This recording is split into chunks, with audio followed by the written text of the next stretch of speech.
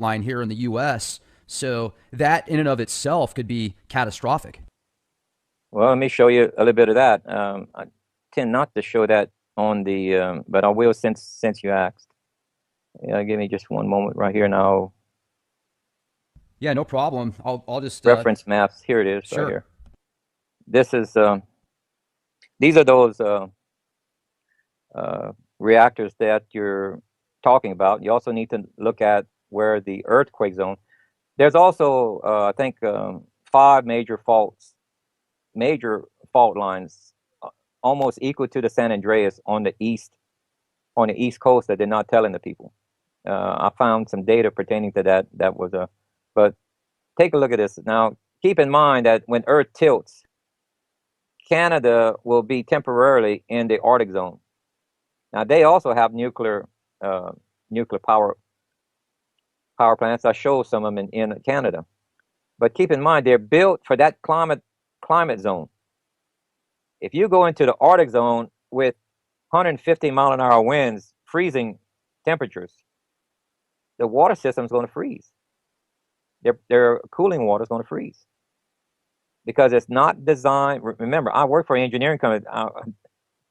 I read the specs, and we have to design it within certain criteria. That's outside the specs limits. These generators, the backup systems will fail. They're not made for that temperature. So if you take a look at this, this is if there's an island on the Canary, there's a certain island in the Canary Island group that half of it is split. It has a big fault across it. It's about ready to collapse into the ocean.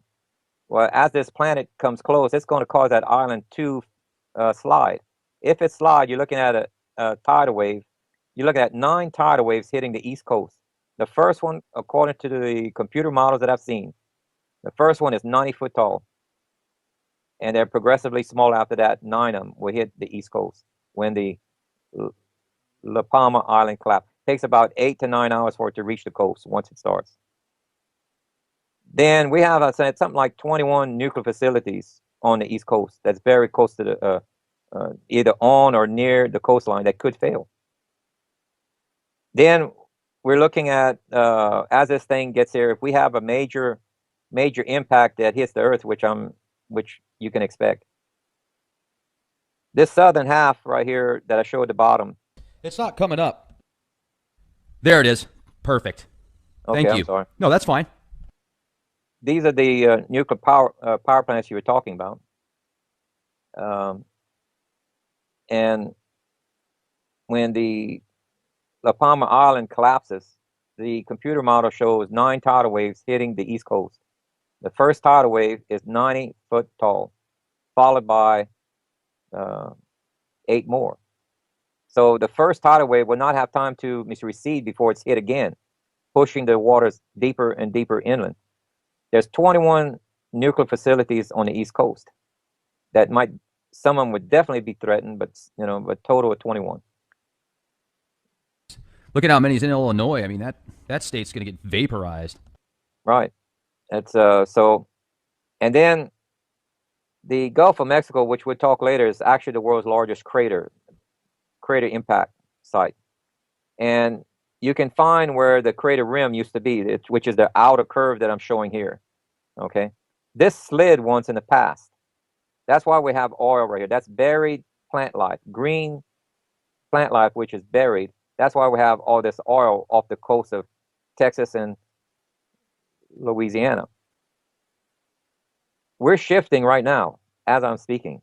We've been shifting for the last 60 years or more. That's why we're losing our coast. That's not global warming. Once you have water that covers the roots of the plants, it smothers them. Then the grass dies, and then there's nothing holding the soil, and then it erodes away.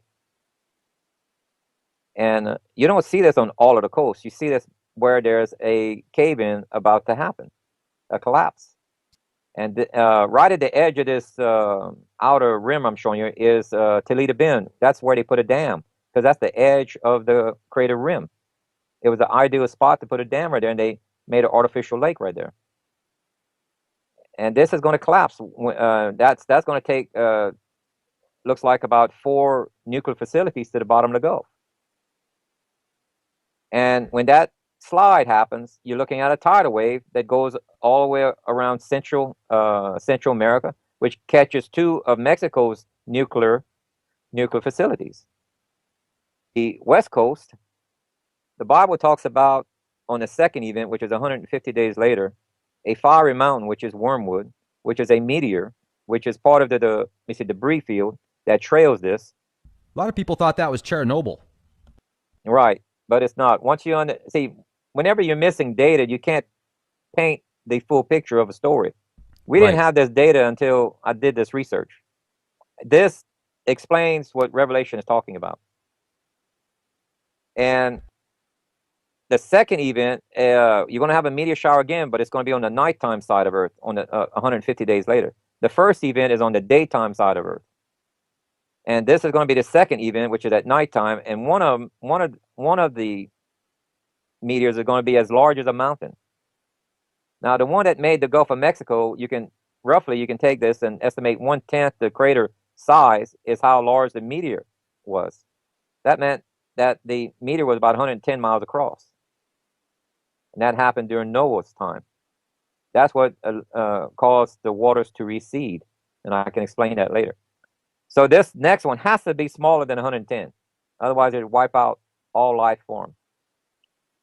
So let's say it's 20 miles across, but it's going to hit the Pacific and it's going to cause a tidal wave. That means it's going to wipe out all of the nuclear facilities in Japan, China, along their coast. You're looking at the west coast of America being hit by a very large wave, and that also take out some of the nuclear facilities. And this is, you see right here, this is this blue area. That's the ash cloud or the ash covering of Mount St. Helens. Okay.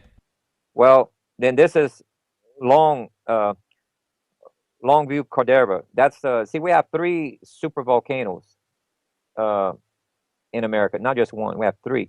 Yellowstone is one of the largest in the world, second largest, I believe. Mount And Rainier, is that one? no, that's small compared to. This is Okay. Crater Lake, I believe, is the second, Okay. the third largest, and then there's Yellowstone. Now, this ring I draw is what they estimate to be the massive devastation, 500 miles, and within this 100-mile radius, they say total devastation. In other words, the pressure wave would probably kill people, as well as the heat and everything else involved. Now, the ash cover from 3 of its past,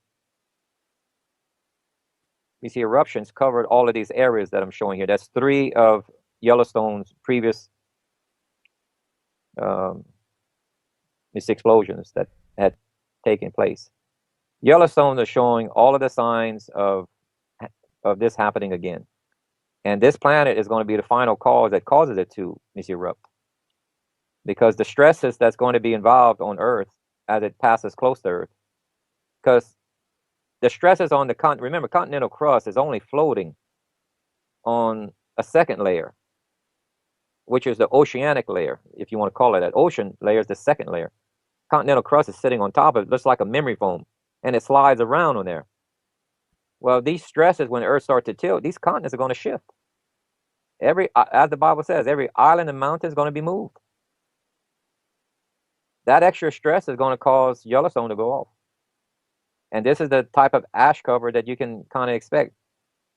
You can also expect that crops won't grow in the northern hemisphere for at least a year afterwards, because that happened once before in the past. I think the volcano was Tobo. I'm not quite sure. I'd have to look at the data. And that caused Europe didn't have a summer. They couldn't plant crops. A lot of people died. This is the lava that would come out of Yellowstone, because they know where it happened to pass. They have these basalt fields where Yellowstone erupted, and it would go out into the Pacific, right where around Seattle, Washington. Well, you better view this from space as a lake of fire. The bottomless pit would be Yellowstone, basically. It's something that you can view from space. That's just how large this this event's going to be. Now, the Bible talks about a third of the grass, a third of the trees, and a third of the rivers being burnt up. Well, when he said rivers at a later point, that defined continental crust. He didn't say oceans. He's describing one third of the continental crust. Well, when you look at a globe, a circular, spherical shape, what half of the globe is one third? That's North and South America. Europe, Africa, and Asia is two thirds. It's telling us that the Bible's telling us that this half of the globe is going to be hit by a meteor, not a shower, meteor storm. There's a big difference between the two. And guess what? Nuclear facilities cannot take meteors coming down at 10 times a rifle bullet. And some of these facilities will do like Fukushima. They'll go up. Because even if a small meteor takes out their cooling facilities, let's say it doesn't take out the core, just takes out the cooling facilities, that thing's going to melt. Or if it hits the river that's supplying the water to cool it, and it creates an artificial dam temporarily. Only thing you need is less than 24 hours for that thing to go into meltdown. Yeah, I mean, you look at Japan and Fukushima, Ukraine, Chernobyl. There's actually some stuff on the East Coast this year. I can't remember the name of the facility that had some issues with leakage of nuclear isotopes and stuff. So it's very frightening to think about the potential if they can't keep these things cool. So with that said, do you feel that there's going to be really anywhere to go, or is it pretty much once this happens, everybody's going to die? No. This happened before, just that we never had nuclear facilities before. Well, that makes it a whole new ball game, doesn't it? Yeah, terrible, real messy one. Remember how the Bible says after the first meteor shower, he says they will wish death for 5 months before death comes, which is the second meteor shower. Well, aren't they talking about, like, in that specific topic, they get into these giant locusts with breastplates and stuff? What do you feel that that's remnants of meteors, or? No, they're trying to describe a helicopter. They didn't have modern words. See, they didn't have a Or word even like drones? meteor. They call meteors fiery hail. They don't have a word for this planet. They call it the fiery dragon of old. Okay, they call this large meteor that looks like wormwood. I'm going to show you an actual steel meteor, what it actually looks like. Now, if you only had natural materials to describe it, you're going to see how it truly fits. You're dealing with an ancient language that had limited vocabulary. They do not have the words we have today. You have to put yourself of that time period in that culture, which is a Hebrew culture, to understand what they're saying and what they're trying to emphasize. Without this data, we could not understand the stories correctly. They are describing an end-time event that says it's the worst in all of Earth's history. Now, remember, when the continents shift and the earthquakes go off, are bridges and roads able to be used? The answer is no. Now, if you need to push people to points to help them, like if it's FEMA camps or medical facilities, whatever, how would you do it? You'd use helicopters with a microwave beam that stings them. It stings them, but it doesn't kill them. It makes them enough pain to where they'll have to walk. You got to walk out of this event because roads are not usable.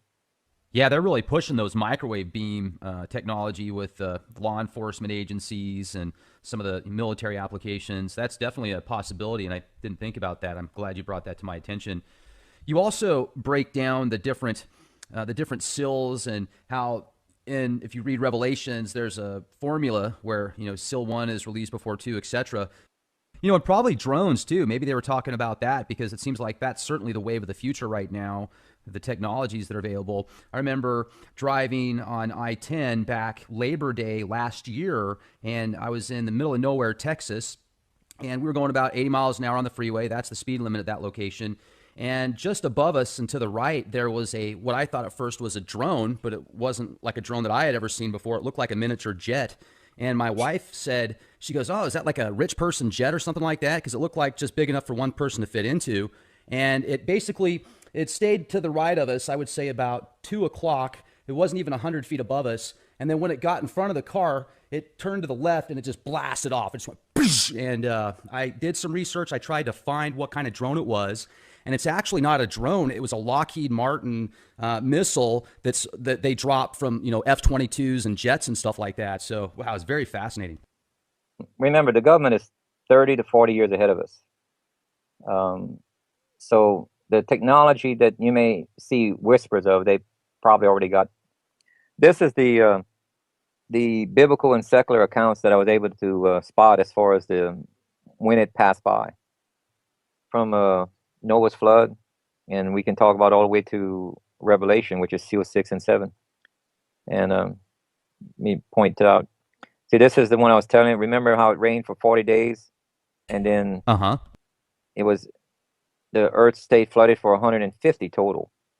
Well, this is where the canopy of water was punctured in this. Here is where the canopy of water. They used to have a canopy of water around us.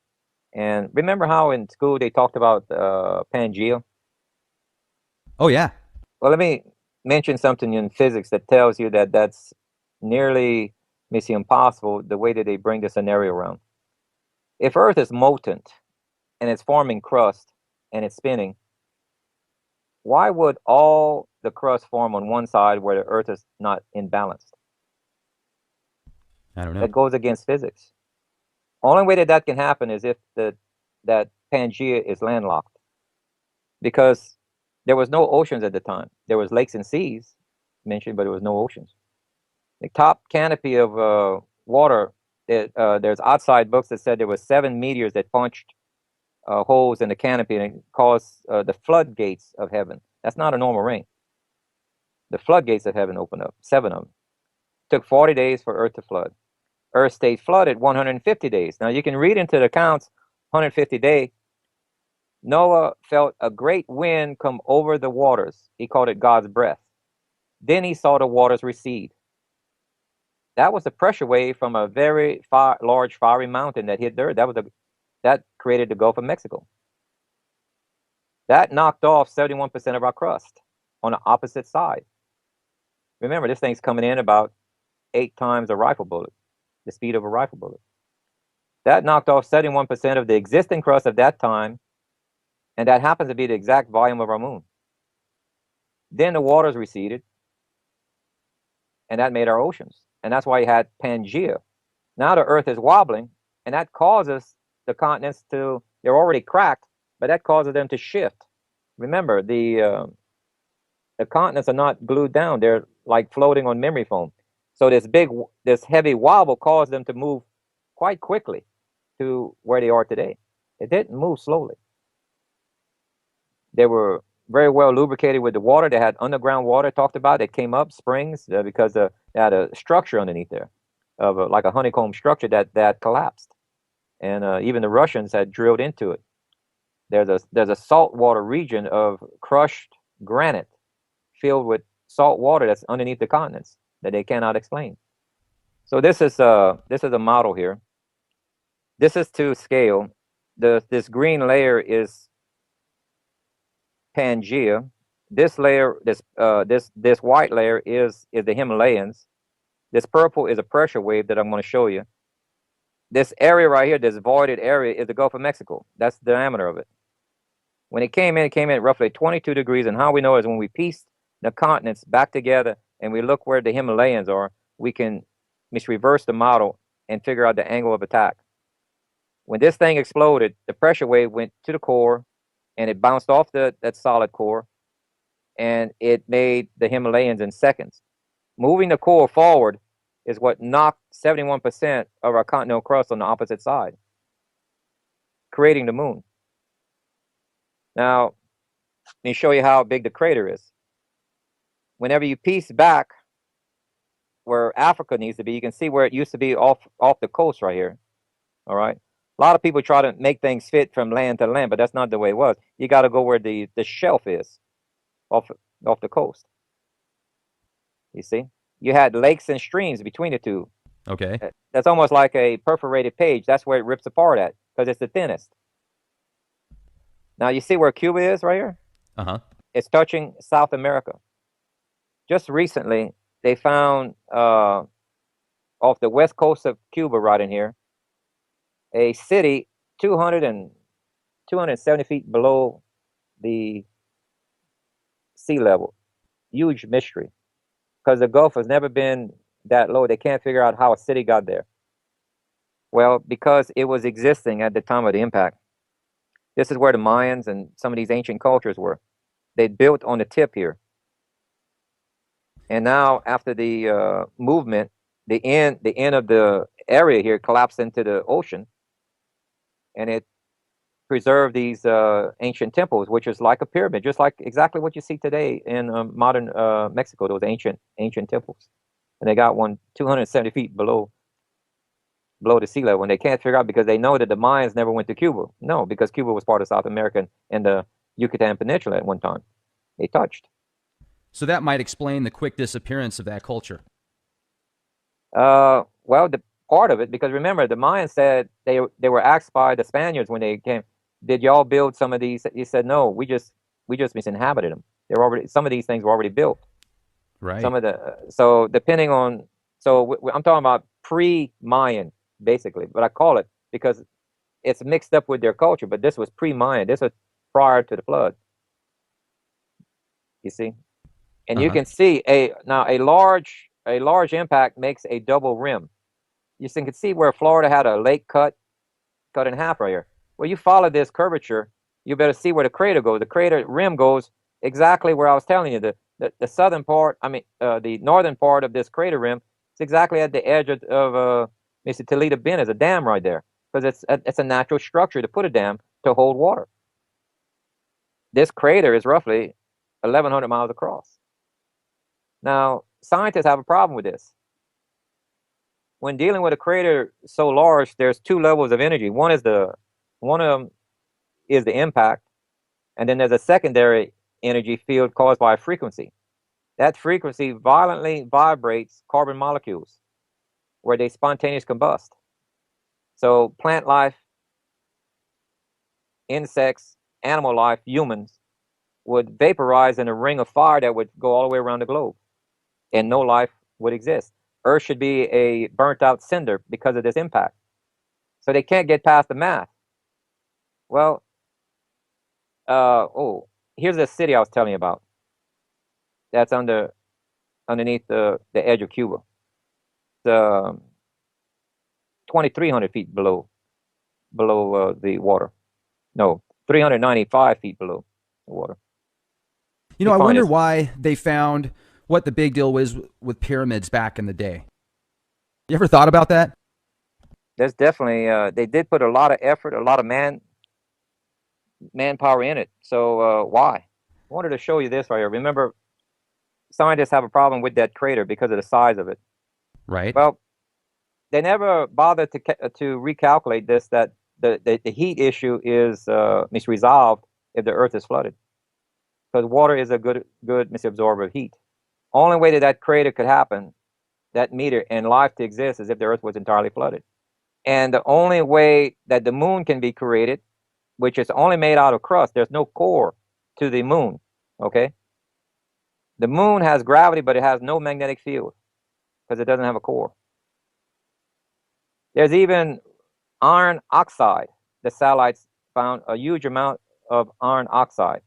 Well, if anybody knows chemistry, that should raise a anomaly there, right there.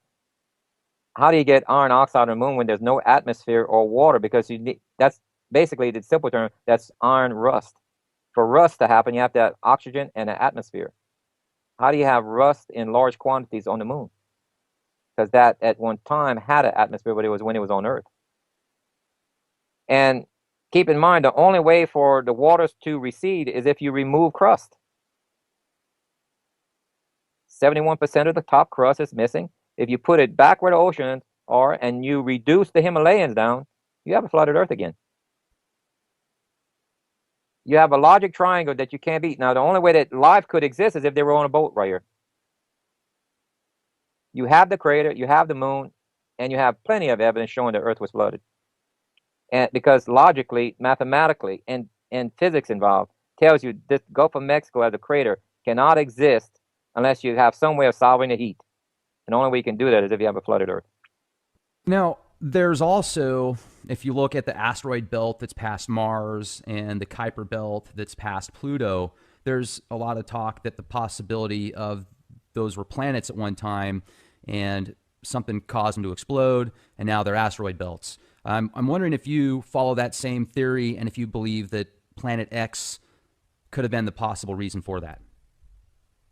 Yes, we have a bunch of anomalies in our solar system that without this intruding planet, you don't have a cause. You see the effects, but you don't have a cause. Science is applying cause and effects. So without this planet being really, truly real, you can visibly see effects, but you have no reasonable cause for it. Because Pluto used to be a satellite moon of Neptune. Matter of fact, it crosses Neptune's orbit still.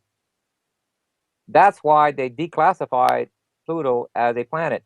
Because one of the terms that they redefined as a planet, that a planet cannot cross another planet's orbit. One of them cannot be a planet. But what's interesting about this, they got a dilemma coming up. Planet X crosses Earth's path, and it's bigger than us. Which one do you disqualify as a planet?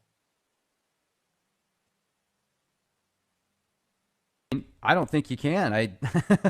So they have to either come up with this object, they have to qualify it different. They have to come up with a whole new term because it has some similarity of a comet. It's definitely bigger than many of our planets. So they have to come up with a whole new term, and that gives them plausible deniability. You ask them, what about this planet? They'll say, what planet? What about this comet? What comet? You have to say, what about this heavenly body that's coming in? If you don't use the proper terms, then they have political correctness will not get you your answer that you're looking for. Yeah, that makes sense. Let me give you a quick view of the Himalayas. So you see how it has a semicircle arc to it? Yeah, I was just looking at that. Well, take a look at this real quick. This is a satellite map that NASA did that shows the gravity. This darker areas that showed where gravity is the heaviest or greatest. You're heavier in this area of Earth than any other portion of Earth. Because gravity is associated with the density of matter. And the only way that you can get this is a punch from underneath. This is the pressure wave. See how circular it is? It was a punch from underneath the crust that compacted the matter, giving you greater density, increasing the gravity. This gravity ring is actually a bruise caused from the impact. And the Himalayas was the weaker area, so it popped up in seconds. It's 3 to 5 miles higher than the rest of the terrain. It came up in seconds. Yeah, that's interesting. And air is rock. I can find you the same color terrain, color of this material. You see all these striations are all lateral? Uh-huh. That's not normal. That's not. Wind can't do that because it's not constant in one direction. That's rub marks. Well, now this doesn't match the surroundings. See, they know that this is not natural. It's called a monolith. They don't know how these monoliths got here. They know it didn't come out from outer space because it's not charred. It's not burnt. They know it didn't hit with any speed, like 8 times a rocket because there'd be a crater here. It had a soft landing. And when something is landing soft, you see the surrounding rocks, how it came up. See all these dark areas? That's rocks that vibrated out of the ground. Whenever like you shake a box of popcorn, the larger pieces come to the surface. Well, that's what happened, right? This is all these dark areas because it shook the ground when it landed. Well, if you take a look at 13 miles to the area here, you see a drag mark. Because one of the ways to slow the speed of this down, suppose it was ejected from the Himalayas at a shallow angle. It never got into the upper, and Australia was closer to India, which it was at one time. And during the making of the Himalayas, it ejected this piece. It touched down right here, losing part of its speed, flipped over, just like you toss a rock on a lake. You know, you skip it across. It skipped right here, flipped over a few times, and landed softly. It lost most of its energy. Take a look at the. You think it matches? Similar Not in at all. size. These are rub marks right here. This is where now throughout the ages, because the continents are shifting a little bit, it's not as straight as what it normally, because this happened about 3,000 years ago or more. But that shows you how that monolith happened, and this happens to be the direction of India. I mean the Himalayas, and this would explain how the monoliths got there with a soft landing. Now the other one, this is the second largest. The other one is larger, but it's buried many times deeper because it didn't skip. It landed firmly and it planted itself. It didn't make a crater because it didn't have enough speed, but it buried itself just like you drop a rock in soft mud because of the weight of it. We have enough evidence to prove out Noah's flood. And let me jump to another one. And while you're pulling that up, let me ask you, because I forgot to bring this up earlier. You know that giant scar on Mars? Looks like a big scar. It's a Yep. big canyon, but Yes. do you think that that could be from Planet X? Without a doubt. During the we'll touch on this right now. We'll just jump ahead to the Exodus. Okay. During the Exodus, they had 3 days of darkness. Solid darkness where you couldn't hardly see your hand in front of you. Now, it's also documented 3 hours of darkness during Yeshua. So how do we get a difference of 3 hours versus 3 days? Well, what happened was that it collided with a planet called Ceres, which is now known as the asteroid belt. It destroyed that planet and broke it up with a head-on collision. And what that caused, it slowed the path of it slowed the speed of it down to 1/20th of its normal speed. That caused the 3 days of darkness. Now, if you go and connect the dots a little bit, look at the biblical records a little bit more, you see how it took 4 trips around the sun before it regained a normal orbit. The first trip around the sun and it came back at 52 years later. Guess what? That's Joshua's long day. The next one was 131 years later. That was Job's trouble and the drought of Ruth. 131 years later. Okay. Yeah. All right. Let's see. Yeah. 131 years was Job's trouble and Ruth. 290 years later was King David. That's where you got the Star of David. This was during the battle between Saul and David, and it showed up exactly on that year between the two. Then there was Hezekiah. They had 3 events on the one that was 358 years later. You had Jonah warning Nineveh, in 40 days your destruction comes. Guess what? In the model, you can prove out at 40 days Earth can see it as it rounds the sun.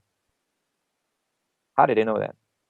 Then Hezekiah, where the shadow went backwards. It wasn't going backwards on a sundial. That's a misinterpretation in English. When you read the Hebrew, it's steps. The sun went backwards on steps. Well, that means Earth tilted. The math shows us that Earth tilted 26 to 28 degrees again. We have 3 to 4 events we can prove the Earth tilted 26 to 28 degrees. Then 5 months later on the second event, this is when 185,000 Assyrian soldiers died in the middle of the night. When the king had woke up the following morning, all the soldiers were dead. If you know anything, remember how NASA takes satellites when they want to send them into deeper space? They don't have to. Right. They send them around a planet 3 or 4 times, and that slingshot effect, they get more and more energy. Then they dart them out to the direction they want. This is the same thing that happens with this planet. When it would drop down to 1/20th, it took 4 more trips around the sun before it gained its normal orbit, because its orbit is associated with its mass. The bigger the mass, the larger, the longer the orbital path has to be. In other words, if you have an orbit of so-called 3,600 years, which there's no hard evidence to back such a claim. No one gave hard data. They make claims of 30, but they give no hard data. Someone out there is even stating that Dr. Harrington made with stitching, that Dr. Harrington was claiming that it was a, no, he didn't. You have to listen very carefully to the video and then read his own report that he published. He published a report that his estimate, which is an educated guess, of 1,150 something years. He said for it to be a 3,600 year old, it had to be many times larger than Jupiter. Remember, at 7 times the diameter of Earth, that's only about a third of Jupiter. And it had to be multiple times larger to get a 3,600 year orbit. Well, guess what? Something that big can't pass between the moon and the Earth as claimed in Joshua's long day. Nor will it give you 3 hours of darkness in Yeshua's time traveling at its normal speed. It takes an object only 6 to 7 times the diameter of Earth. The math does not work out in multiple ways for a 3,600 year orbit, nor does the size, because your orbit is set by its mass, the slingshot effect. Kepler's law of the planetary motion. You got to follow these things. We'll talk about Joshua's long day right here. Joshua received word from an ally theirs that they had 5 kings that amassed their army, and they were getting ready to wipe out this ally of Joshua and the kings. He says, "Don't abandon me. I need your help." They had amassed over 300,000 soldiers. Joshua only had 30,000. He did a forced march throughout the night to the northern part of Israel. Now, you can read in the text that the enemy woke up that morning and they were scared. And you can allude through the text, you can surmise that the sun was late coming up. Because they said they woke and they got scared. They didn't see Joshua's men yet. Something was scaring them. And it's because the sun didn't rise yet. That gave more time for Joshua to make it to the place, to the enemy's camp. Because if you measure out the distance, they needed more time to make it. Then as when he's get there, he doesn't rest. He goes straight into battle. He attacks. Now they already had the fear in the camp, and they're going in there yelling and attacking. The enemy starts to run. Then midway in the battle, he calls out to God, says, "Give us more time so we can annihilate our enemy. We need more time. We need 12 extra hours a day, daylight." Well, if you read the text, the meteors come down, only killing the enemy. None of Joshua's 30,000. Remember, this is hand-to-hand combat, sword with a sword. You're only a foot and a half away from your enemy. And only the enemy died from the meteor hit. You see, if the moon is in an exact position, it's acting as a shield for Joshua's men. The backside of the moon has 4 times more craters than the front side. The reason why the front side faces Earth, because it has more iron on that side. It acts like a compass needle. It points to the magnetic of Earth because the magnetic field is a greater radius than the gravity field. So the moon is locked in looking at Earth at all times. That's why we only see the near side of the moon. The backside has protected us multiple times. Not the entire globe, only part of the globe. Right here, it's protecting Joshua's men. And only the enemy is being annihilated. And this is where you can see the model where, let's see if I have it here, where Earth is going through the tail. You see this black dot in the center, and this white dot, that's Earth. This green circle is the orbit of the moon. This darker dot is our planet 7X, I call it. The plasma tail, which is often clear, sometimes it's illuminated, points opposite of the sun. So this red line is the orbit of our planet. This green line is the orbit of Earth. And as this thing moves forward, Earth is getting deeper and deeper into the plasma. And this is what's causing Earth to slow down at 4.5 to 5.5% compounded hourly, and Earth will come to a stop within 24 to 28 hours. So it started a little bit during the nighttime. That gave Joshua more time to reach the camp of the enemy. And this proves out in the model. This is going to happen a second time. The astronomy group is going to warn Earth of the wrong side being hit. They're going to say the meteor shower is going to hit the the Middle East region, Europe, Africa, Asia. And they will not calculate a 12-hour delay because it takes 50 years usually of arguing before they'll change the books. Right now, the camp of physicists are small, and they don't have the voice because there's an unwritten law that one science group doesn't cross into the other science group. Well, the physicists just crossed over into astronomy. And there's too many people in astronomy that wrote their thesis on how gravity is controlling the universe.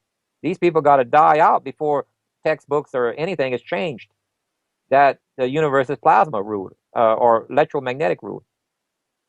And without this data, most of the people will get on the wrong half of the earth for this event. They'll think North and South America is the safe side. Now, in fact, this is the Antichrist false miracle. Because of the terrorist activity that's listed in Seal 4, over 1/4 of the globe is under the threat of death, which is that part is under terrorism. Once they have a peace agreement, then after the peace agreement, remember how it says when peace is announced, soon after this destruction happens? I can't quote it exactly the way it says it. Sure. This is the meteor shower of Seal 6 because Seal 5 is the peace agreement. Seal 6 is the meteor shower. When do people get microchipped? Well, during the rationing, during economic collapse, and during the food shortage in Seal 4. See, for you to control the people, you have to ration money, which is a bail-in. That's what they're doing. They're rationing money. Seal 4, there's going to be global terrorism, so that's going to disrupt the economy, and you have rationing of food. Then you have rationing of fuel happening because of war going on. When you have those three, you control the population of the world. You have them under your homeland security clauses and laws. So for people to get their rationing, they'll issue out credit cards with chip, and it'll be a voluntary basis to take that misinjected chip. And on that card will say how much of what item that you're going to be getting and how much fuel you're going to get. Now, the Almighty has already prepared his people for this coming event because he says in the text, he says, these are my instructions. These are not the feast of the Jews. That's a wrong interpretation. The Hebrew word is mekra, and it does not mean feast. It means dry rehearsal. It says, these are my rehearsal patterns, and it's the Father speaking. It says, these are mine, and you'll hold them forever. On a Sabbath year and a Jubilee, you're supposed to stock up food, it says, for each of those full years. Well, that meant Seal 3, economic collapse, and Seal 4, famine, has to happen either on a Sabbath year or a Jubilee. We're just about finished with a Sabbath year, and we're starting into a Jubilee year. In one of those 2 years, you're going to see Seal 4 and 5, Seal 3 and 4 happen. Economic collapse and famine.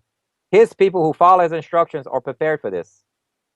Most of the world won't because they're not following his instructions. The data in the biblical records is too exact. You can't guess anything to this level consistently through 14 events and tell me that it's by luck. You know, another thing that I think of too is the Smithsonian and a very select few corporations control literally the majority of information that people have access to with archaeological sites, history, information, education, indoctrination, etc. So maybe they suppress a lot of this information, and that's why a lot of people, unless they really do the digging, don't have access to much of it. Like I said, well, let me tell you a true life story that happened to me. I am I'm not a conspiracy nut. Basically, I didn't believe in conspiracy. Let me just qualify that better. I didn't believe in conspiracy. I'd say that there's either natural causes or something else or accident, whatever. I would always explain them away. There's something more logical or rationing. In my travels, I've been able to travel in different parts of the world. In my travels, even in the U.S., a friend of mine brought me to a gentleman's home that was the richest man in the world twice in his life. We were sitting down at his kitchen table, and I sat there and I listened to a conversation between the two gentlemen. The other gentleman was a Yale graduate, and there was this man that was the richest man in the world twice in his life. And they were talking about the Illuminati, the Hindenburgs, and all that. And I didn't believe in that at that time. But I just sat there, when you're ignorant about something, sometimes it's better just to stay quiet than open your. And I listened for 45 minutes while these gentlemen were speaking, and I just couldn't believe my ears. So I interrupted the gentleman. And said, "Gentlemen," I said, "it it sounds like you're talking about these Hindenburgs and the trilaterals as if they're real." They both turned to me and says, "Oh yeah, they're real." And what was going on? These two gentlemen were each president in their own area of the country of the John Birch Society, the people who fight for our constitutional rights. Oh yeah. And they even told me, remember that Korean liner that was shot down by the Russians because that liner supposedly crossed into Russian Yeah. airspace? This happened maybe 20 years ago or so, 15 years ago. Yeah, about that. All right. Reason why that plane was shot down, there was a congressman and the president of the John Birch Society was on that plane. They were making too much headway towards our constitutional rights. At that time, I had to change my opinion because these people were very honorable and they were in the know. They were world individuals. They traveled, they did business, they knew the bank, they knew it inside out. And I had it firsthand information. It was real. Then I had to change my opinion. Well, Planet 7X, I was just as stubborn. I said, Planet X. But there's so much disinformation on the internet right now that is absolutely, positively incorrect. Remember the 3,600 years, I just proved it to you. That's not south of the universe is not pointing polar south. They even point you in the wrong direction.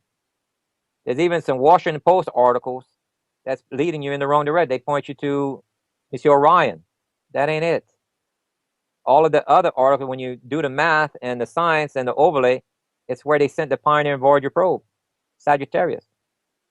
You got to be able to use data to separate what is propaganda, if you want to call it, or hype, and what is real. Only the real proves out mathematically. Because someone who's trying to make something up is going to make an error. And I can point to you the errors when they make a story up in Washington Post.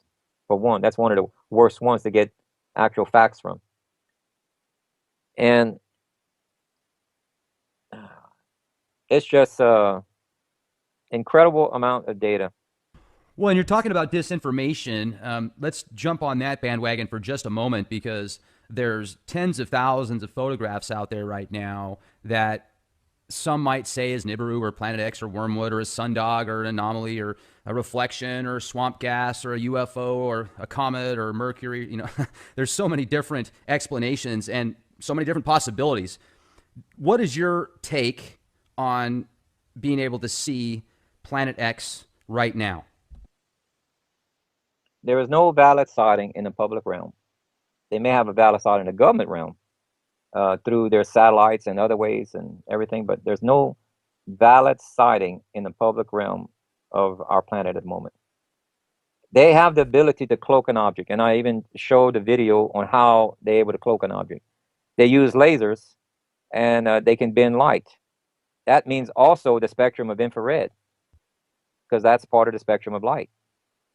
Okay? Remember when Ronald Reagan gave a speech to the UN and he made it sound like it was aliens? So he said if we had an outside threat, how we would join in a common cause of defeating this threat? He wasn't talking about it. He was talking about this planet. Because what happened following right after they put a laser base Star Wars. Satellite supposedly for defense. No, you need the lasers in space to cloak it. Because that's what the laboratories show. The laboratory models. It's called this. I have a DVD out. called Planet 7X. Well, some of the data we were trying to put it out as soon as possible, but some of the data we didn't have collected yet. So we released the DVD, but we came back with some bonus features that you can see off my YouTube channel, Planet 7X on the YouTube channel, where it shows laboratory tests on how they can bend light. They can put you can put your hand in front of you, and when it's in front of the lasers, you can't see it. You see everything behind it. You don't see your own hand. You see a hole in it. You know it's there, but you see everything behind it. If someone walks behind it, you see it, but you don't see your hand. And they're able to bend light. Remember, light is matter. Remember what Einstein said. Matter is just light changed to a frequency that we can observe. When you read the Hebrew and find out what the Almighty is, it describes him in this manner. He's not male, he's not female, he's not human, he has no form or shape. He's 7 levels of spirits. Well, the word in Hebrew for spirit can also mean energy. 7 levels of energy. And we're talking about intelligent, omnipotent, all-knowing, everything of energy, not regular energy, not dumb energy, because dumb energy cannot gather in a way to create something more intelligent or better. Okay, like a missed explosion. You can have explosions all day long. You're not going to create something intelligent out of it. It takes something that had to have thought process to be able to create stuff, life and everything. Because there's not a single example out of all of the explosions, out of the entire world, from nuclear to dynamite, there's not a single thing that they created that's life form out of a missed explosion. They had plenty of tries, I think. So if you take what that is, what the Father is, and look at Einstein, he says, remember, the first law of the thermodynamics, energy cannot be destroyed or created. It always existed. The same energy we have in day one of creation is the same amount of energy we have today. There's no new energy in the universe. The same amount. That also means, taking Einstein's theory into effect, that all matter is just light changed to a frequency that we can observe. You're living in the Elohim matrix. That's an awesome way to put it. I like that. Everything is visible, just a different spectrum of light. Amazing. It's a hologram that he created for our benefit. This is uniquely designed for us. And over a third of the scientists would tell you this.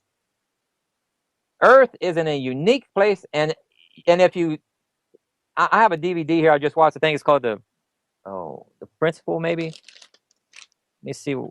I don't have it right here in front of me. But they interviewed scientists on a one-on-one basis, and the data shows that everything is radiating. The center of creation is focused around Earth. Multiple wings of data that point to this. That we're unique. Creation started from a focal point of Earth, or our universe, let's say, our solar system. And everything is radiate out from this point of center. And that confuses the heck out of them. Because that only lives to a creator. That we're that unique. I'm telling you, I cannot prove the Bible. And he says, the Bible tells you to challenge it. It says, believe in me, but challenge me. I challenge him with a calculator and science. And when you use the proper science, oh, it's unreal what you're getting out of this. Do you think that there is a possibility that the translation that Zecharia Sitchin put together with the tablets and the Anunnaki and the return of the Anunnaki with Nibiru, etc., is there any validation of that in your opinion? I like Sitchin. I'm not trying to say that he forged something purposely. Let me clear that up. I'm not after the man or anything, but I'm looking for data. Give me orbital speed, give me orbital mechanics, give me a layout of where it was seen, sighted, place, time, date, something I can plot or calculate. It does not exist in his data. It doesn't exist in Anunnaki's data. That tells me it's made up. If you can't mimic something in science, but you don't know the science, and it's there, guess what? You saw something real. Because you couldn't have faked it because you didn't know the science yet. And throughout the Bible, that's self-evident in 14 documented cases. You can't have it consistently right and tell me they faked it. With science they had no knowledge of, we didn't even have the knowledge of till the last 15 years or so. It's a fictional story. We can go back to the Egyptians writing stories that they won certain battles. Even the Babylonians made claims they won. Well, matter of fact, remember the 185,000 soldiers that died out of right outside of Jerusalem? Well, that king went back to his town and said, "We won," and he wrote it in history as if he won, and he didn't win. The Egyptians never came back and said they lost. So do we have a year when fictional stories started? Yes, from the beginning. But it come okay. You have to back up that the only way you can find out that something is not fictional is if it has data built into it that had no knowledge of that qualifies it. Okay, they saw something or did something real. Like if you have archaeological finds that backs up. You see, like the story of the Tower of Babel. That's real. How do we know that? Because they just found it. Within the last 10 years, they've been digging at a site in Jordan, north of the Dead Sea, not south. When you follow the biblical narrative, it says where the guy was standing at the time that he was looking at Sodom and Gomorrah. That town exists today in Jerusalem still. When you walk at that area, you can only see the north portion of the Dead Sea. And it said there was a circular plain, and there's one there, and that's where he went and looked. There's a compound, there's a tell, which is the remains of an ancient city, 55 acres large. It's the largest city known in that time period that they've ever found. They dig down in there, guess what they find? They find homes that were blown off of their foundation from some large explosion. They got people where their bodies were thrown against the wall, completely shattered. They got homosexuals that died in bed together. They got clay pottery that's so charred with such high heat that outside of the pottery, glass turned to glass. And that's called, I think, tritodite. I think it's called something like that. Only found at nuclear or atomic explosion sites where it turns the sand to glass. Yeah, I know in India they had one that was like 12,000 years old, somewhere around there. Right. So they found this at this site, and they found the residue of an asteroid that exploded. Remember that that asteroid that exploded over Russia? Just a couple years ago, wasn't it? Correct. Uh, the you try to pull up some data here for you. 50% of the of inbound meteors explode before touching the ground, and they explode at different elevations. That those towns in Russia were very lucky. If it would have exploded closer to that city, it would have vaporized people and put buildings on fire, exactly mimicking the Sodom and Gomorrah event. We can, in other words, remember how it says Lot's wife would turn to a pillar of salt? Well, that's a description of man coming back looking for her, not that God said I was going to turn her to a pillar of salt. Okay, that's the difference. If you go back, you can see this.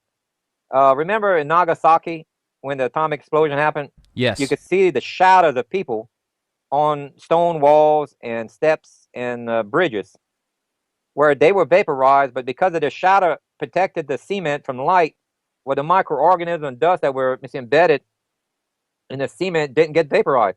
All of the other areas which was exposed by the light got cleaned perfectly.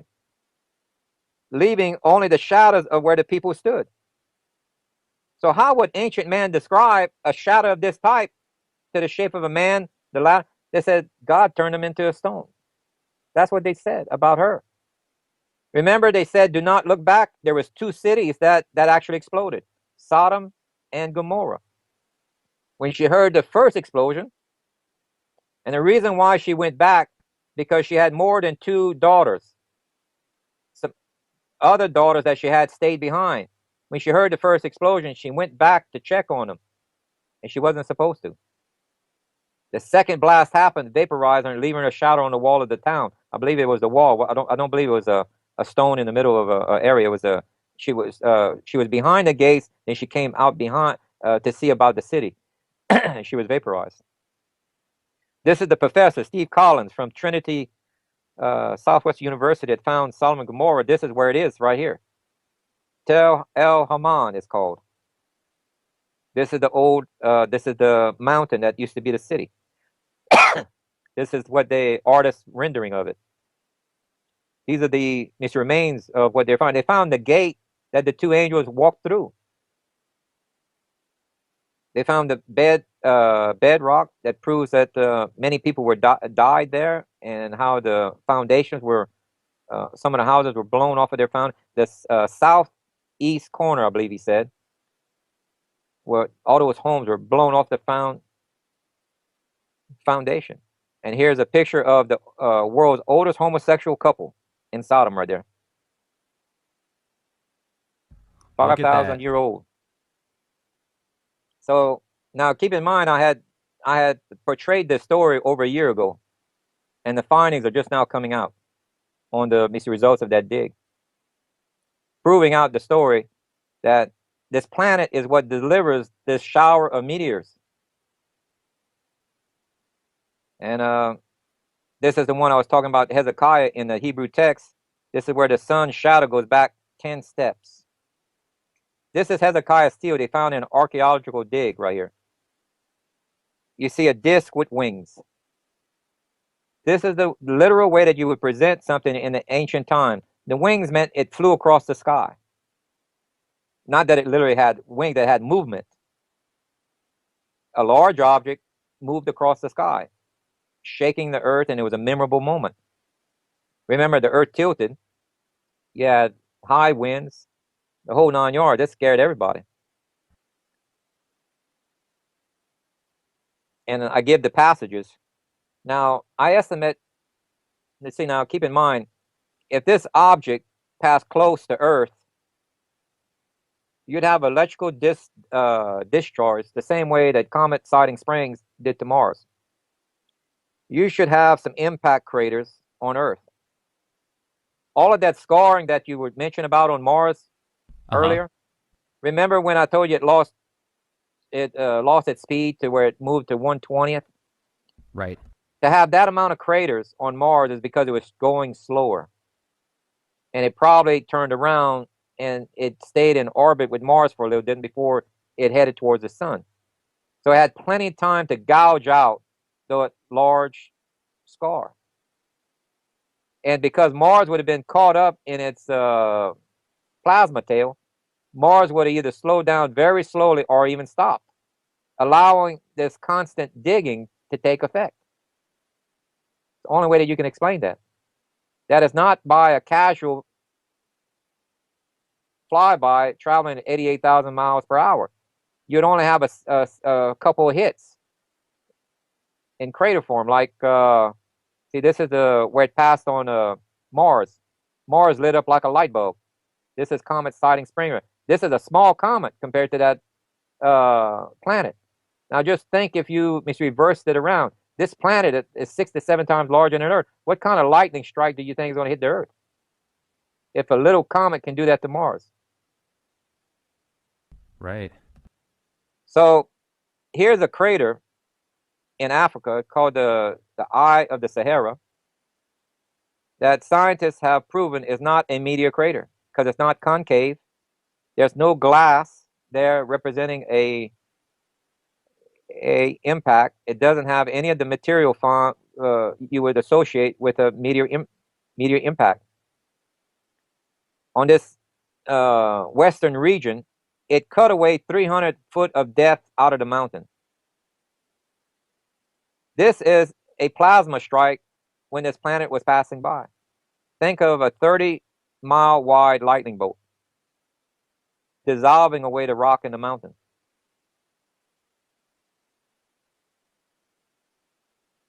There's a Greek myth they call remember where Zeus would throw lightning bolts that would melt mountains? Yeah. Well, Zeus. this planet was called Zeus and Jupiter because it passed during their time period. And right here you can see where it literally melted part of a mountain. Remember, they didn't have words for planets. They gave them names. Sometimes they called it Mars, sometimes they called it Jupiter, sometimes they called it Zeus. Just like Baal and all these other pagan, they're talking about this object. Well, it's interesting how they have different representations and, kind of, I guess you could say, marquee statements in representation towards each planet, and each god represents that planet in a certain way. So, well, because remember, it's people who are trying to interpret, but they were missing a piece of the puzzle. So they're looking at, okay, it's one of our planets in the solar system. But they never assumed that there was an unknown planet. They mislabeled them. They were talking about this object that came close, and the Bible is called the Great Destroyer or the Fiery Dragon of old. In the Chinese text, it's called the guest star. In the Egyptian culture, it's called something else. See right here, this is some of the craters on Mars. This is not a meteor impact because the bottom is flat. Huh. Okay. A meteor crater causes a concave. A flat hit is where it's a plasma strike. And a plasma strike will cause these veins that look like water.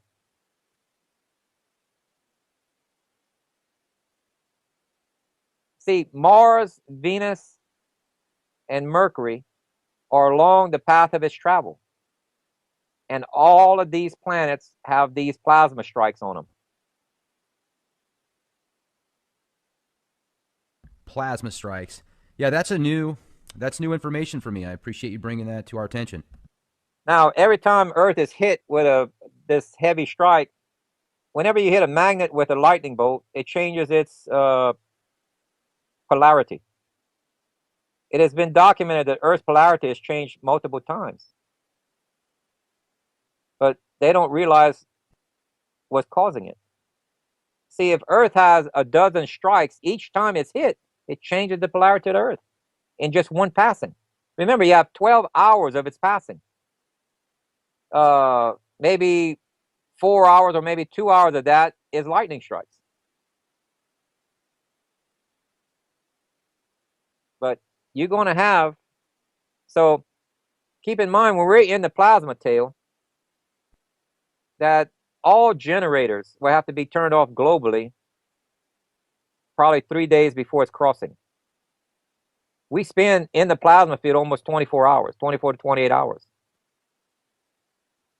That's like an EMP effect. It's going to be like something out of Street Fighter 2. I mean, my goodness, you're going to see plasma beams and stuff like that? Are you serious? Well, it's the same. Well, what you're going to see is when we it's not going to be a plasma strike like a lightning bolt when we enter the tail. This plasma strike, what I'm talking about is when it gets close to us. When it's far away from us, like 24 to 28 hours before it crosses our path. Remember, the tail of the comet, if you want to call it that, is pointing at Earth, and Earth is entering deeper and deeper into that plasma tail. The aurora borealis is caused by plasma from the sun hitting it. Well, when this tail hits us, we're going to have the aurora borealis go all the way to the equator. The northern and southern aurora is going to, that side, you're going to see it light up thicker and more brilliant in color than you've ever seen it. And when it's that active, it's going to howl like a trumpet, as the biblical text quotes. And this is going to fry all the satellites and communications and Yes, and it will. computers and Unless they're off at the time. The globally, all generators will have to be turned off 3 days prior to this event. The Bible even gives an indication. The wise virgin and the foolish virgin are burning oil lamps. That's because they have to. EMP does not affect an oil lamp. Remember how it says the four winds that 4 angels go out and stop the wind of the earth? The winds can only vaguely. be okay. Well, the winds of the earth can only stop if the rotation of the earth stops. Remember, during Joshua's long day, the earth stopped rotating. It's going to stop again by 12 hours. 12 hours is exactly half of a day, which is half of the globe. The opposite side of what they would expect will be hit because of the 12-hour delay in Earth's rotation. North and South America will be hit. The winds will stop because Earth's rotation stops. It's mentioned in the biblical record. The four winds stop. Do you think that it's just one planet that's coming back our way, or do you consider the possibilities of there being not only a planet but also a dwarf star and other moons surrounding it, like a second solar system coming towards us also? See, with our present knowledge now of the plasma universe, a sun is not a planet. It's a plasma ball, basically. It's bringing in plasma through the north and south pole and radiating it out down the axis, which is the center, the planetary plane. That's why all the planets are caught in this stream. You ever seen a trout moving up uh, Definitely. upstream, like he can be stationary even though the water's flowing Mm-hmm. 20, 30 miles an hour? He can station because it's the way the stream works. The same thing. This plasma is flowing from the sun outward at a great, which is called the solar winds. Solar winds is the plasma. And these planets are rotating within a magnetic trough. Okay, same thing with the orbits of comets and everything. See, the reason why we're having more comet strikes hitting the Earth is because this planet is warping the orbits of comets that normally would miss us. And their orbits are perturbed, and now it's interfering and running into our orbital path. And that's why we're seeing more strikes. Well, This, and to get back to your question, okay, this can't be a mini solar system. It can't be a sun even, because because it has to come so close to Earth, it has to cause us to tilt. Gravity of a sun is so great, which we're talking about magnetic attraction for the opposite poles attract. That's why it only tilts 26 to 28 degrees. If a sun was to pass between the moon and the Earth, it would only happen once. We'd be dragged out into outer space, and that would be it. End of story. This is a planet-sized object. Now, does it have moons, satellite moons? Possible. I can't say no to that because I can tell you one thing, it's not listed in the data that I found. But it doesn't mean it doesn't exist. It's just that I'm not qualified to talk about it because I found no data associated with it to better say that this thing has moons orbiting. So it doesn't mean it doesn't, and it's possible that it may have one. Because right now, it says we'll see a crown of 12 stars. Remember, the word star in Hebrew meant illuminated body. And this could be a moon representing the 12th star because Leo is 11, normally drawn in the Hebrew. It's drawn like a lion. Remember, the way you draw the constellations have changed throughout the years. It changes from software to software. And that 12th object, which is puzzling me, I thought maybe it might have been the king planet Jupiter. Well, that would have been March 26th for this lineup. One of the possibilities. Because the software, it greatly concerned me. I said, I have no way of predicting the future. But the Almighty can, and He writes it for us. So I was concerned about that date, but we have not seen it. Neither has CO3, 4, and 5 occurred. You have to have CO3, economic collapse, CO4, famine and war, and 5, a peace agreement, before you can have the meteor shower of 6 and 7. So when you see those, and the internet will be down until the peace agreement, because the whole world sees the Antichrist signing the peace agreement. That's how you're going to know him. So the internet is up then. But in between that time, during this rationing and stuff, because of terrorism and everything, you don't have your internet down. You won't be able to call me and say, that object in the sky, what is it? You have to be able to identify this and know what it is before the internet goes down. And you got to know what to do then. And when you see a peace agreement being talked about to be signed in Jerusalem, you make sure you're in Jerusalem for the signing of that peace agreement. And then wait there in Jerusalem. Your passport is good for 3 months in Jerusalem.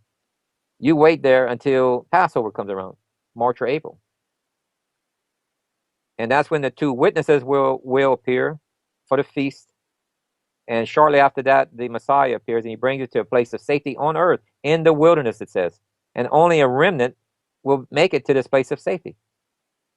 There's two taking aways in the Bible, not one. One is only for a remnant. The second one is for the entire body of believers, the dead are first, then the living.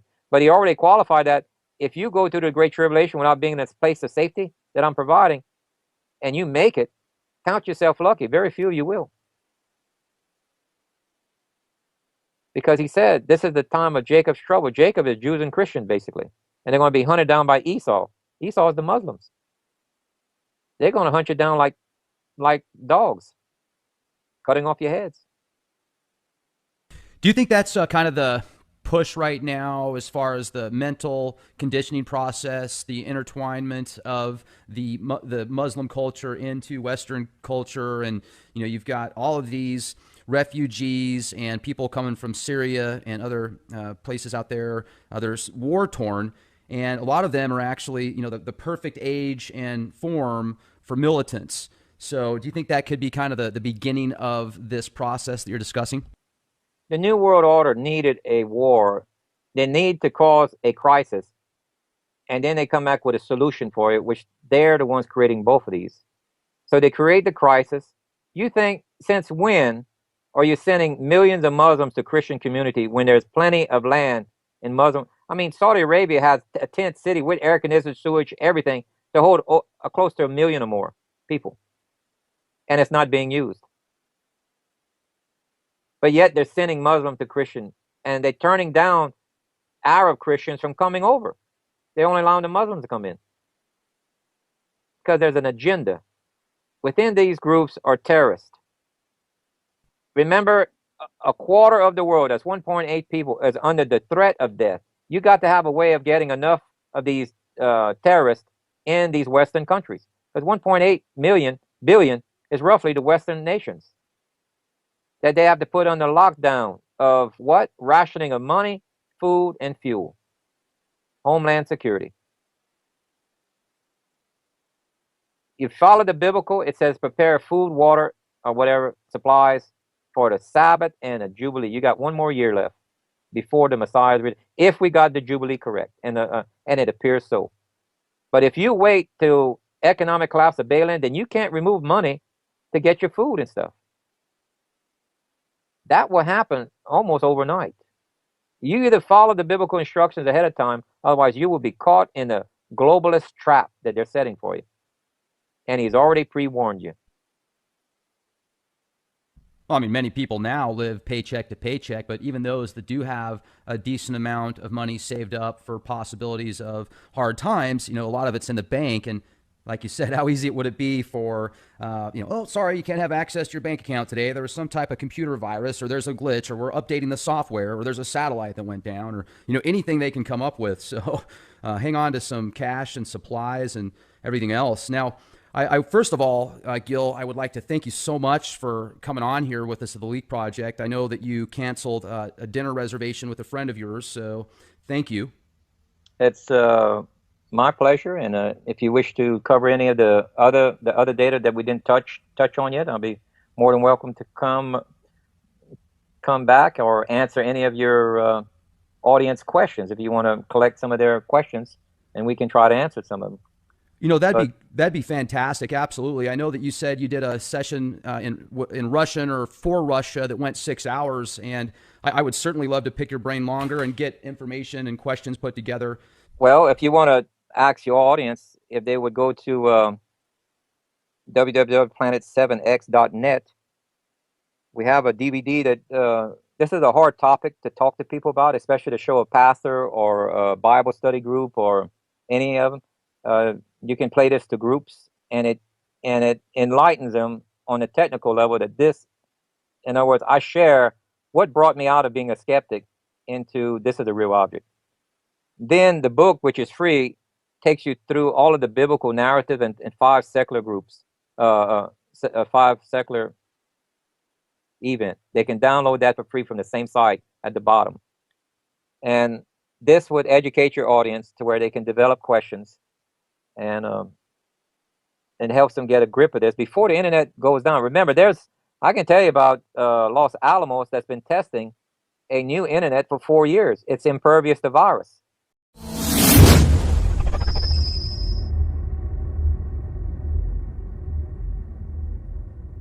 Line here in the U.S., so that in and of itself could be catastrophic. Well, let me show you a little bit of that. I tend not to show that on the, but I will since you asked. Give me just one moment right here now. Yeah, no problem. I'll just reference maps. Here it is. Sure. Right here. This is these are those reactors that you're talking about. You also need to look at where the earthquake zone. There's also I think 5 major fault lines, almost equal to the San Andreas on the east coast that they're not telling the people. I found some data pertaining to that. That was but take a look at this. Now, keep in mind that when Earth tilts, Canada will be temporarily in the Arctic zone. Now, they also have nuclear power plants. I show some of them in Canada. But keep in mind, they're built for that climate zone. If you go into the Arctic zone with 150-mile-an-hour winds, freezing temperatures, the water system is going to freeze. Their cooling water is going to freeze because it's not designed. Remember, I work for an engineering company. I read the specs, and we have to design it within certain criteria. That's outside the specs limits. These generators, the backup systems will fail. They're not made for that temperature. So if you take a look at this is if there's an island on the Canary, there's a certain island in the Canary Island group that half of it is split. It has a big fault across it. It's about ready to collapse into the ocean. Well, as this planet comes close, it's going to cause that island to slide. If it slides, you're looking at a tidal wave. You're looking at 9 tidal waves hitting the East Coast. The first one, according to the computer models that I've seen, the first one is 90 foot tall. And they're progressively small after that. 9 of them will hit the East Coast when the La Palma Island collapse. It takes about 8 to 9 hours for it to reach the coast once it starts. Then we have something like 21 nuclear facilities on the East Coast that's very close to the either on or near the coastline that could fail. Then we're looking at as this thing gets here, if we have a major impact that hits the Earth, which you can expect. This southern half right here that I showed at the bottom. It's not coming up. There it is. Perfect. Okay, Thank you. I'm sorry. No, that's fine. These are the nuclear power plants you were talking about. And when the La Palma Island collapses, the computer model shows 9 tidal waves hitting the East Coast.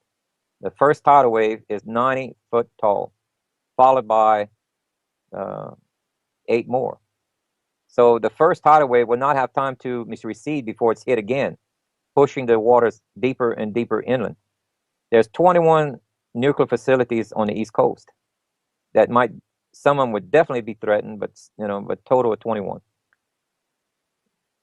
Look at how many's in Illinois. I mean, that state's going to get vaporized. Right. That's so, and then the Gulf of Mexico, which we'll talk later, is actually the world's largest crater impact site, and you can find where the crater rim used to be, which is the outer curve that I'm showing here. Okay, this slid once in the past. That's why we have oil right here. That's buried plant life, green plant life, which is buried. That's why we have all this oil off the coast of Texas and Louisiana. We're shifting right now as I'm speaking. We've been shifting for the last 60 years or more. That's why we're losing our coast. That's not global warming. Once you have water that covers the roots of the plants, it smothers them. Then the grass dies, and then there's nothing holding the soil, and then it erodes away. And you don't see this on all of the coast. You see this where there's a cave-in about to happen, a collapse. And right at the edge of this outer rim I'm showing you is Toledo Bend. That's where they put a dam, because that's the edge of the crater rim. It was the ideal spot to put a dam right there, and they made an artificial lake right there. And this is going to collapse. That's going to take, looks like about 4 nuclear facilities to the bottom of the Gulf. And when that slide happens, you're looking at a tidal wave that goes all the way around Central America, which catches 2 of Mexico's nuclear facilities. The West Coast, the Bible talks about on the second event, which is 150 days later, a fiery mountain, which is wormwood, which is a meteor, which is part of the debris field that trails this. A lot of people thought that was Chernobyl. Right, but it's not. Once you see, whenever you're missing data, you can't paint the full picture of a story. We didn't have this data until I did this research. This explains what Revelation is talking about. And the second event, you're going to have a meteor shower again, but it's going to be on the nighttime side of Earth on 150 days later. The first event is on the daytime side of Earth. And this is going to be the second event, which is at nighttime. And one of the meteors is going to be as large as a mountain. Now, the one that made the Gulf of Mexico, you can take this and estimate 1/10 the crater size is how large the meteor was. That meant that the meteor was about 110 miles across. And that happened during Noah's time. That's what caused the waters to recede. And I can explain that later. So this next one has to be smaller than 110. Otherwise, it would wipe out all life form. So let's say it's 20 miles across. But it's going to hit the Pacific and it's going to cause a tidal wave. That means it's going to wipe out all of the nuclear facilities in Japan, China, along their coast. You're looking at the west coast of America being hit by a very large wave. And that also take out some of the nuclear facilities. And this is, you see right here, this is this blue area. That's the ash cloud or the ash covering of Mount St. Helens. Okay. Well, then this is Longview Caldera. That's see, we have 3 super volcanoes in America, not just one. We have 3. Yellowstone is one of the largest in the world, second largest, I believe. Mount Rainier, is that one? No, no, that's small compared to. This is okay. Crater Lake, I believe, is the second, the third largest, and then there's Yellowstone.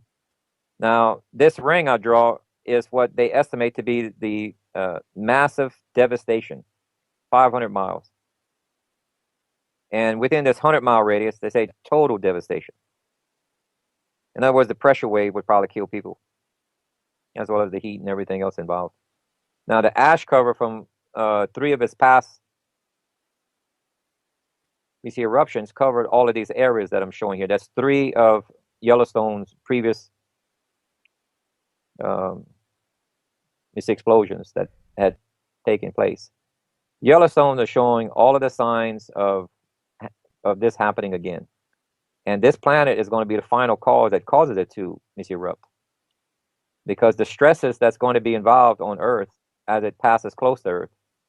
Because the stresses on the continent, remember, continental crust is only floating on a second layer, which is the oceanic layer, if you want to call it that. Ocean layer is the second layer. Continental crust is sitting on top of it, looks like a memory foam, and it slides around on there. Well, these stresses, when Earth starts to tilt, these continents are going to shift. as the Bible says, every island and mountain is going to be moved. That extra stress is going to cause Yellowstone to go off. And this is the type of ash cover that you can kind of expect. You can also expect that crops won't grow in the northern hemisphere for at least a year afterwards, because that happened once before in the past. I think the volcano was Tobo. I'm not quite sure. I'd have to look at the data. And that caused Europe didn't have a summer. They couldn't plant crops. A lot of people died. This is the lava that would come out of Yellowstone, because they know where it happened to pass. You know, they have these basalt fields where Yellowstone meets erupted, and it would go out into the Pacific, right, where around Seattle, Washington. Well, you better view this from space as a lake of fire. The bottomless pit would be Yellowstone, basically. It's something that you can view from space. This is how large this event's going to be. Now, the Bible talks about a third of the grass, a third of the trees, and a third of the rivers being burnt up. Well, when he said rivers at a later point, that defined continental crust. He didn't say oceans. He's describing 1/3 of continental crust. Well, when you look at a globe, a circular, spherical shape, what half of the globe is 1/3? That's North and South America. Europe, Africa, and Asia is 2/3. It's telling us that the Bible is telling us that this half of the globe is going to be hit by a meteor, not a shower, meteor storm. There's a big difference between the two. And guess what? Nuclear facilities cannot take meteors coming down at 10 times a rifle bullet. And some of these facilities will do like Fukushima. They'll go up. Because even if a small meteor takes out their cooling facilities, let's say it doesn't take out the core, just takes out the cooling facilities, that thing's going to melt. Or if it hits the river that's supplying the water to cool it, and it creates an artificial dam temporarily. Only thing you need is less than 24 hours for that thing to go into meltdown. Yeah, I mean, you look at Japan and Fukushima, Ukraine, Chernobyl. There's actually some stuff in the East Coast this year. I can't remember the name of the facility that had some issues with leakage of nuclear isotopes and stuff. So it's very frightening to think about the potential